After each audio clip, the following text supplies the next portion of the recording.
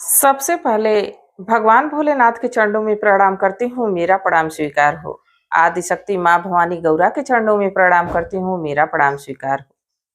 सभी देवी देवताओं के चरणों में प्रणाम करती हूँ, मेरा प्रणाम स्वीकार हो। आप सभी गुरु भाई, गुरु बहनों के चरणों में प्रणाम करती हूँ, मेरा प्रणाम स्वीकार हो। गुरु भाई, गुरु बहनों, आप लोगों के साथ से, आप लोगों के सपोर्ट से महादेव की कथा और शिव शिष्यों तक पहुंचती है। तो आप लोगों से यही उम्मीद है कि आप लोग कथा को ज्यादा से ज्यादा शेयर करेंगे ताकि महादेव की कथा और शिव शिष्यों तक पहुंचती रहे। अगर जो आप लोग चैनल पे नए हैं तो चैनल को सब्सक्राइब कर लीजिए ताकि जो भी वीडियो पड़े, जो भी कथा पड़े, वो आप लोगों तक आसानी से पहुंच जाए। कमेंट में महादेव का नाम जरूर लिखिए। महादेव का नाम लिखने से, बोलने से सारे कष्ट दूर हो जाते हैं, सारी परेशानी दूर हो जाती है। गुरु भाई, गुरु बहनों, कुछ लोग तो अपने कर्म पे विश्वास करते हैं कि कर्म करेंगे तो फल मिलेगा। कर्म करके भूल भी जाते हैं कि हमने कौन सा कर्म किया, क्योंकि भगवान सबके कर्मों का हिसाब किताब जानते हैं और सबके कर्मों का फल भी देते हैं। और कुछ लोग बिना कर्म किए फल की इच्छा कर लेते हैं, करते कुछ नहीं है, फल की इच्छा पहले करते हैं।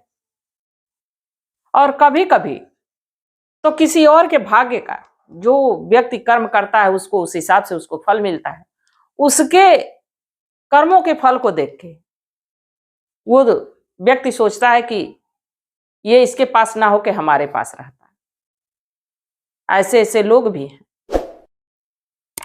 और ऐसे लोगों का भगवान कैसे हिसाब किताब करते हैं। भगवान सब जानते हैं, सबकी मन की हाल जानते हैं, सबकी मन की गति जानते हैं कि कौन क्या करना चाहता है। तो आज की कथा इसी पे आधारित है, कथा को अंत तक सुनिएगा। और जब भगवान की ही कथा है, भोलेनाथ की ही कथा है, तो कथा को पूरा सुनना चाहिए। आधा अधूरा सुनने पे तो कोई ज्ञान नहीं मिलेगा और दूसरा भगवान का अपमान। एक गांव में एक ब्राह्मण देव थे, उनका नाम गंगाधर था। उनकी पत्नी थी, उनके 2 बच्चे थे। ब्राह्मण देव निर्धन थे, वो धर्म का कार्य करते थे, पूजा पाठ घरों में कराते थे, दान दक्षिणा मिलता था, उसी से उनका घर परिवार चलता था। जो उनकी पत्नी थी हमेशा उनसे लड़ती रहती थी कि कुछ काम काज करते नहीं हो, कुछ कमाते धमाते नहीं हो, कैसे परिवार चलेगा। हमेशा उनसे तू मैं झगड़ा करती रहती थी। ब्राह्मण देव को पूजा पाठ के अलावा कुछ काम आता नहीं था, क्योंकि उनके जो माता पिता थे, उनके दादा दादी थे, वो भी लोग यही काम किया करते थे, पूजा पाठ का काम। तो जिस गांव में रहो उस गांव में अब रोज तो पूजा कथा होगी नहीं, कभी कदार होती थी। दान दक्षिणा कितना कोई देगा कि घर का खर्च पूरा चल जाए। ब्राह्मण देव को कभी कभी इतनी दिक्कत आन पड़ती थी कि उनके परिवार में कभी चूल्हा ही नहीं जलता था। 2-2 दिन, 3-3 दिन बच्चे भूखे प्यासे घूमते थे।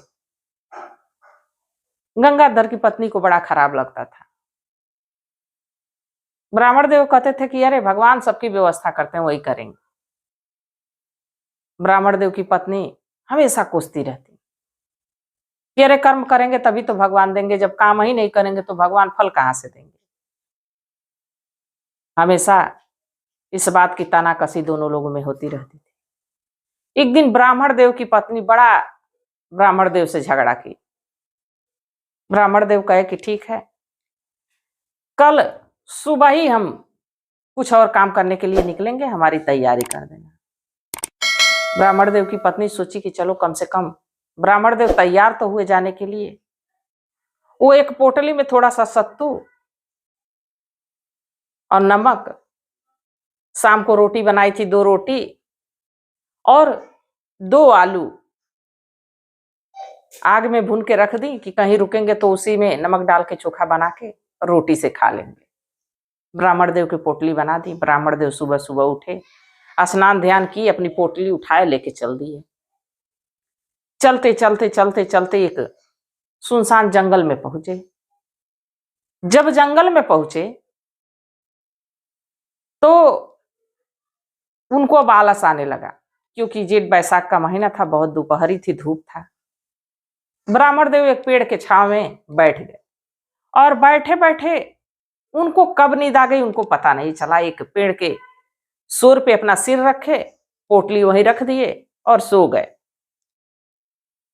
तभी वहां से भगवान भोलेनाथ और मैया पार्वती घूमते हुए जा रहे थे। तो भगवान भोलेनाथ आगे आगे और पीछे पीछे मैया पार्वती। पार्वती मैया की नजर ब्राह्मण देव पे पड़ गई। ब्राह्मण देव की इस हाल को देख के मैया पार्वती वहीं रुक गई। भगवान भोलेनाथ कह रहे हैं, अरे देवी चलिए, विलंब होगा, क्यों रुकी। मैया पार्वती कहीं कि अरे आपका भक्त है, बड़ा असहाय हाल में लग रहा है, बड़ा परेशान लग रहा है, आप इसको छोड़ के ऐसे ही बिना कुछ दिए जाएंगे। भगवान भोलेनाथ मैया पार्वती के हाथ को पकड़ के कहे, अरे देवी कहाँ आप फंस जाती हैं, कहाँ उलझ जाती हैं। अरे जिसका जब समय होगा तो मिलेगा, जो जैसा कर्म करेगा उस हिसाब से उसको मिलता है, आप क्यों परेशान रहती हैं। बाकी जगत जननी मैया, उनको किसी का दुख किसी का पीड़ा देख नहीं जाता है। हमारे भगवान भोलेनाथ तो अड़भंगी हैं, वो देना चाहे तो छप्पड़ फाड़ के देते हैं और रुष्ट हो जाते हैं तो जो दिए रहते हैं वो भी ले लेते हैं। ऐसे अड़भंगी देवता हैं। बाकी मैया पार्वती वो कहने लगी, नहीं नहीं भगवान, बिना इसको दिए कुछ हम चलेंगे नहीं, आपको कुछ देना ही पड़ेगा। भगवान भोलेनाथ कहे कि अच्छा। भगवान भोलेनाथ गए, उसकी पोटली को खोले थे, देखे कि उसमें रोटी, 2 आलू, सत्तू, नमक यही सब है। भगवान भोलेनाथ उस आलू की जगह पे 2 लड्डू रख दिए, पोटली को बंद किए। मैया पार्वती को कहे कि अब चलिए। अब भगवान भोलेनाथ मैया पार्वती तो वहां से चले गए। थोड़ी देर के बाद गंगाधर ब्राह्मण देव की नींद खुली। अपनी पोटली को सोचे कि खोले, कुछ खा पी लें, कुछ भोजन कर लें, इसके बाद तब आगे की यात्रा करें। जैसे ही पोटली को खोलते हैं, देखते हैं कि उसमें रोटियों के ऊपर 2 लड्डू रखा हुआ है। ब्राह्मण देव की भूख और तेज हो गई लड्डुओं को देख के, क्योंकि कई दिनों से रूखी सूखी खा रहे थे, कहाँ घी भरे लड्डू, और वो भी लड्डू भगवान भोलेनाथ रखे हैं। सुगंध इतनी बढ़िया आ रही थी। ब्राह्मण देव 1 लड्डू खाए, फिर देखेगी 2 है, फिर खाए, फिर देखेगी 2 है, फिर खाए। ऐसे वो कम से कम 10 लड्डू खा गए और लड्डू ज्यों के त्यों 2 पड़ा है। अब ब्राह्मण देव को ये देख के कुछ आश्चर्य हुआ कि लड्डू तो मैं खाते जा रहा हूं, लड्डू खत्म होने का नाम नहीं ले रहा है, जरूर कुछ चमत्कार हुआ है। अब ब्राह्मण देव अपनी पोटली को बांधे और वहां से सीधे घर को लौट गए। घर पहुंचे तब तक घर अंधेरा हो चुका था। ब्राह्मण देव की पत्नी देखते ही ब्राह्मण देव को शुरू हो गई, मैं कहती हूं कि आपसे कुछ नहीं होगा, आप कुछ नहीं करने वाले हैं, आप कामचोर हैं, आपके पास ताकत नहीं है काम करने की। गए घूम के चले आए खाली हाथों, जो दिए रहेंगे रोटी सत्तू पिसानो भी खा गए होंगे और चले आए। अब यही बात ब्राह्मण देव की पत्नी उल्टा सीधा खरी खोटी ब्राह्मण देव को सुना रही। ब्राह्मण देव चुपचाप बैठे, कहे भाग्यवान आओ तो कुछ दिखाना है। ब्राह्मण देव की पत्नी कही कि हाँ क्या दिखाओगे, कहीं से थोड़ा सा चावल मिल गया होगा, आटा मिल गया, यही दिखाओगे ना। ब्राह्मण देव कहे अरे भाग्यवान आओ तो। जब पोटली खोले तो 2 लड्डू।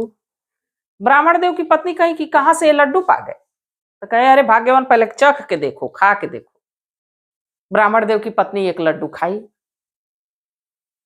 बड़ा मन खुश हुआ, फिर दूसरा लड्डू खाई, और जैसे जैसे लड्डू खाती जाए उसमें 2 लड्डू पड़ा रहे, खाती जाए 2 लड्डू पड़ा रहे। ब्राह्मण देव के बच्चे भी खाए, भर पेट सबने खाया, लड्डू खत्म नहीं हुआ। अब ब्राह्मण देव उस पोटली को बांध के रख दिए। अगले दिन अपने दरवाजे पे एक बोर्ड लिखवा के टंगवा दिए, गंगाधर मिठाई वाले। अब गांव वाले बड़े अचंभित कि गंगाधर तो कथा पूजा करवाते थे, उनको तो कुछ आता जाता है नहीं, आज उनके दरवाजे पे बोर्ड लगा है कि गंगाधर मिठाई वाले। अब उनकी दुकान से लोग मिठाई खरीदने आने लगे। मिठाई इतनी सुगंधित की जब मिठाई पलड़े पे रखो तो पूरे मोहल्ले में महक जाए, उसकी महक, उसकी खुशबू पूरे मोहल्ले में चली जाए। अब गंगाधर की दुकान पे धीरे धीरे तांता लगता रहा। खूब बिक्री हुई। धीरे धीरे 2-4-10 दिन बीता, मजे का पैसा हो गया। अब ब्राह्मण देव अपना घर द्वार बनवाना शुरू कर दिए। एक अपने चलने के लिए घोड़ी भी ले लिए। अब ये बात पड़ोस वालों को बड़ी खटकी की, इसके घर में से तो ब्राह्मण के घर में से ना धुआं उठता है और ना ही कभी किसी ने कोई सामान ले जाते देखा है कि लड्डू बनेगा। आखिर ये लड्डू बनता कहाँ से? तो इस जमाने में, चाहे पहले के जमाने में, ये चीजें बिल्कुल सेम रही है कि किसी को आगे बढ़ते देख पड़ोसी वाले पहले शुरू हो जाते हैं कि आखिर इसके पास आया कहाँ से? अरे वो ऐसा कर्म किया होगा तब तो आया। ये कोई नहीं सोचता है, बस ये सोचता है इसके पास आया कहाँ से? जरूर किसी का लूट मार के लेके आया होगा, जरूर ही कहीं से अनचाहा धन लेके आया होगा। ये बात पहले दिमाग में आती। अब गंगाधर ब्राह्मण देव के पीछे कुछ लोग पड़ गए। एक व्यक्ति को ये पता चला कि उनके पास एक ऐसी पोटली है जिसमें से लड्डू खत्म नहीं होता है। और उसी समय अब गंगाधर धनवान हो ही चुके थे। अब गंगाधर का आना जाना राजमहल से भी शुरू हो गया था, राजा से भी संबंध अच्छे हो गए थे। अब वो जो व्यक्ति पड़ोस का जाना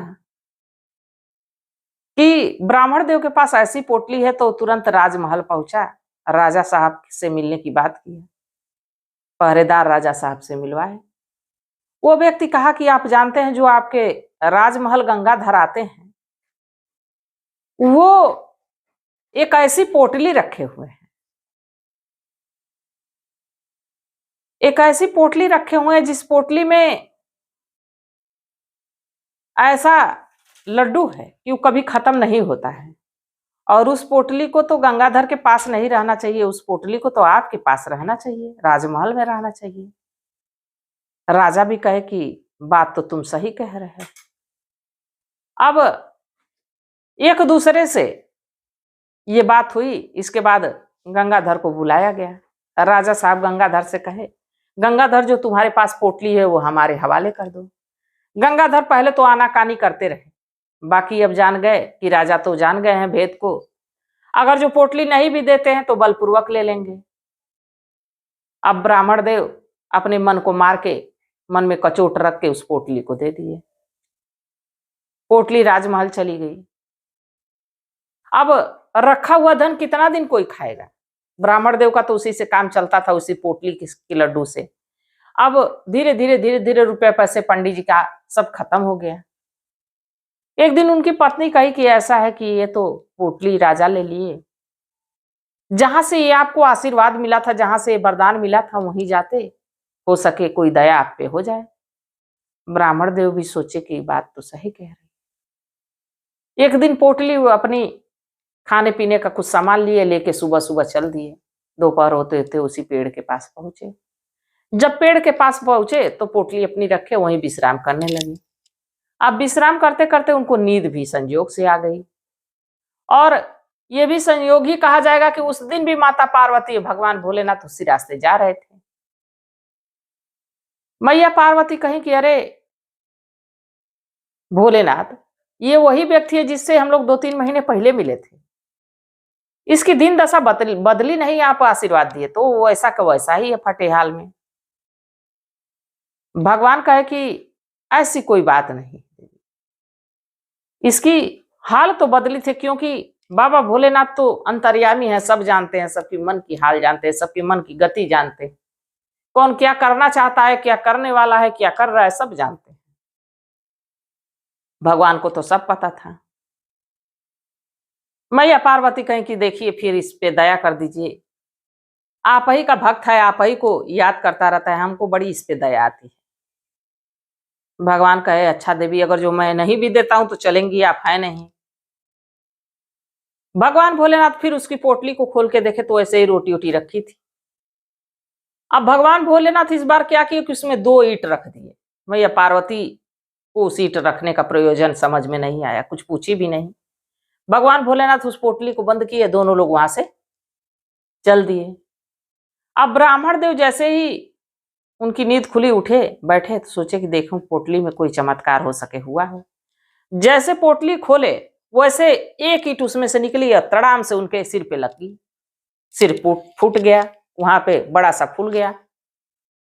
ब्राह्मण देव चौंक दिया गए कि ईटा की चोट लगेगी तो कोई भी चौंक दिया जाएगा, आंखों से देर तक दिखा नहीं।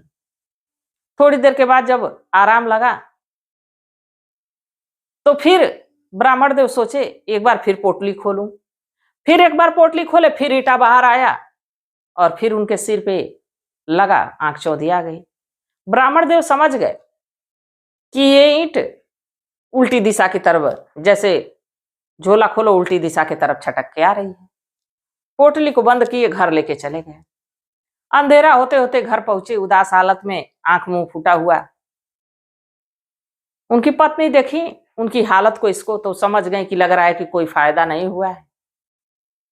ब्राह्मण देव ब्राह्मणी से भी कुछ कहे नहीं, हाथ मुंह धोए और सो गए। अब ब्राह्मण देव की पत्नी को हुदबुदी मची हुई थी कि आखिर पोटली में है क्या, थोड़ा मैं देख लेती। अब जैसे आधी रात हुई, ब्राह्मण देव की पत्नी पोटली को खोली, जैसे पोटली को खोली वैसे एक ईंट आके उनके सिर पे लगी, उनका भी सिर फूल गया। उनकी पत्नी को समझ में आ गया कि वो इसी वजह से ब्राह्मण देव की ये हाल है, आंख मुंह फूटा हुआ है। अब सुबह हुई, कोई किसी से कुछ बोल नहीं रहा है। अब ब्राह्मण देव को भी पता चल गया कि लग रहा है पोटली का रात जान चुकी है। ब्राह्मण देव के साथ बीती चुका था, उनके पत्नी के साथ बीती चुका था। अब एक दिन बीता, 2 दिन बीता, 3 दिन बीता। एक दिन ब्राह्मण देव सोचे कि ये जरूर कोई चमत्कार है, इसका प्रयोग हमको राजा के साथ करना चाहिए। अब घोषणा करवाए कि राजा हमारी या तो वो पोटली दे दे और ना ही वो पोटली हमको दे दे और आधा राजपाट दे दे, और ना ही तो हमसे युद्ध करने के लिए तैयार हो जाए। राजा जब ये बात सुने तो हंसने लगे, कहे एक ब्राह्मण और हमसे युद्ध करना चाहता है, नहीं जानता हमारे पास कितने सैनिक हैं और हम कितने बलशाली हैं, अस्त्र शस्त्र चलाना जानते हैं। वो पंडित तो सिर्फ पोथी पत्रा जानता है, पोथी पत्रा पढ़ता है, बस यही नहीं जानेगा। राजा को अपने आप पे गुरूर था, अपने आप पे घमंड था, अपने ताकत पे, अपने बल पे। राजा कहा कि मैं नहीं दूंगा, युद्ध करने के लिए मैं तैयार हूं। अपने सैनिकों को अगले दिन ही युद्ध करने के लिए राजा भेजे। अब ब्राह्मण देव उसी नगर के एक ऊंची चोटी पे जाके उस पोटली का मुंह खोल दिए, और जैसे मुंह खोले उसमें से इतनी ईंट बाहर आए, इतनी ईंट बाहर आए कि सैनिकों को मौका नहीं मिला कि कौन तीर कमान पे कोई चढ़ा पाए, कोई भाला अपना चला पाए। इतनी चोटें लगी, इतनी चोटें लगी कि सेना भाग खड़ी हुई। अगले दिन फिर ऐसे ही युद्ध हुआ। राजा तीसरे दिन खुद युद्ध में पहुंचे। ब्राह्मण देव वैसे ही अपनी पोटली का मुंह खोले, ताबड़तोड़ ईंट पूरे सैनिकों पे गिर रही है। राजा साहब ये बात देखे तो अचंभित वहां से भाग खड़े हुए, आके घोषणा किए ऐसा है कि ब्राह्मण देव को आधा राजपाट और वो पोटली लौटा दी जाएगी इज्जत से। ब्राह्मण देव बहुत प्रसन्न, बहुत खुश। उनको उनका धन मिल गया, उनकी पोटली भी मिल गई और आधा राजपाट भी मिल गया। तो ब्राह्मण देव को राजपाट भगवान की वजह से मिला, और जो छल किया ब्राह्मण देव के साथ उसका आधा धन तो चला गया, आधा राजपाट भी चला गया, और जो इतना सैनिकों को चोट लगी वो सो अलग की। अगर जो राजा साहब छल से किसी का देख के जल के वो ब्राह्मण की पोटली नहीं लेते तो उनके राज्य पे इतना बड़ा खतरा नहीं आता। तो बिना कर्म किए अच्छे फल की इच्छा क्यों करना? राजा साहब कोई ऐसा कर्म किए नहीं थे कि भगवान उनको ऐसी पोटली दें, और किसी और को मिली तो उसको धोखे से अपने पास रख लिए, तो भगवान उसकी सजा उनको दे दी। तो जैसा कर्म जो करता है उसको फल भी भगवान वैसा देते हैं। ब्राह्मण देव से प्रसन्न थे, ब्राह्मण देव निर्छली थे, कोई ऐसा अनैतिक काम नहीं करते थे, वो भगवान की मार्ग पर चलते थे, भगवान की भक्ति भजन करते थे। भगवान को दया आई, भगवान ने उनकी मदद की। तो हम भी महादेव से यही दया मांगते हैं कि हे प्रभु, हे महादेव, हे शिव गुरु, सभी गुरु भाई, सभी गुरु बहनों पे अपनी दया दृष्टि बनाए रखिएगा। सदा सबको खुश रखिए, प्रसन्न रखिए। सदा मैं यही मांगती हूँ कि हे प्रभु, जो भी गुरु भाई गुरु बहन हमारी कथा को सुनते हैं, देखते हैं, सब पे अपनी दया दृष्टि बनाए रखिए, सबको आनंदित रखिए, सबको खुश रखिए, इसी कामना के साथ हर हर महादेव।